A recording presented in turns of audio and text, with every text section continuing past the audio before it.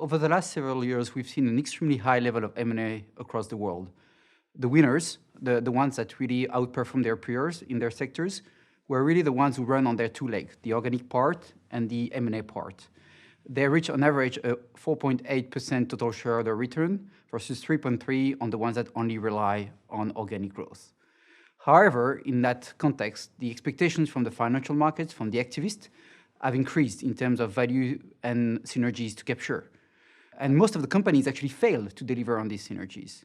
So what can we learn from the ones that really achieve that and deliver the value?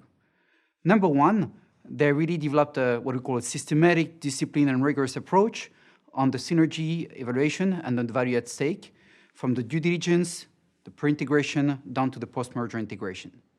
They use benchmarks, they could use cost structure analysis, they use experience curve assessment to really set the right targets and understand how they could transform their business with the merger. But they didn't stop there. What they did also, they spent a lot of time thinking about how I'm going to sequence the deployment of these synergies. And we see here three different approaches depending on the maturity of these companies. The number one is what we call the full potential optimization.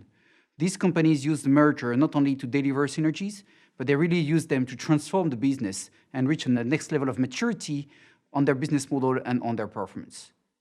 The number two is what we call the capability breakthrough.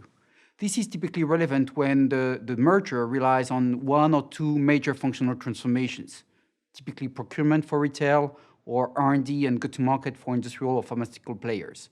So you really focus on these two functional transformations and drive the best out of it. The number three, probably more modest but still valid, is what we call a sequence optimization. Companies, they are sequence deliver the synergies according to the value at stake and the risk related to that. So in conclusion, what do we learn from that?